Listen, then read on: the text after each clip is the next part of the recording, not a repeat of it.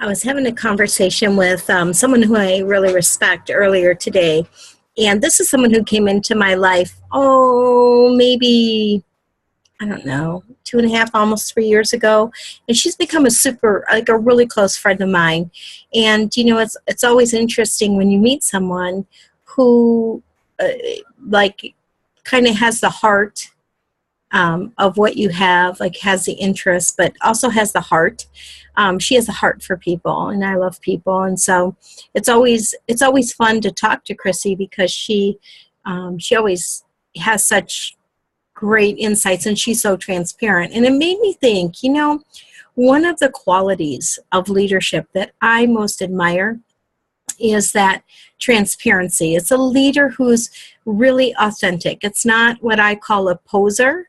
It's not like I call an ivory tower leader. It's someone who's truly authentic. And part of being authentic is, you know, just because a leader is advancing or a leader's leading people doesn't mean that they're perfect.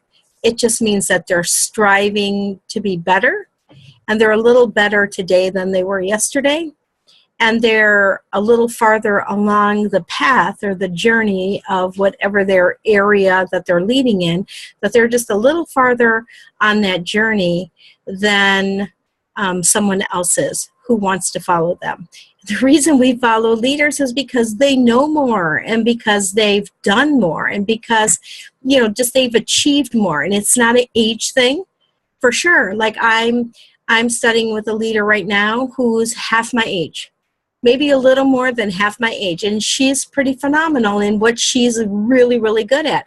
And I like to study people like that because there's a formula for success inside of people like that in whatever area that they're really good at. So just a little clip here on, just be open to receive, to notice. Let's say that. Be open to notice and then receive information from people who have results in an area that you don't necessarily have results in. And they're willing to share it with you, and they're authentic about it. They're not out to paint the picture as, oh, it just went really easy from A to B and I got to B, and what's wrong with you? And I kind of think I felt like that a lot in my life until I hooked up with some really authentic leaders who were so willing to share their own setbacks and share their own obstacles and their own overcoming and things that they continue to work on to this day, even though you may not see, it.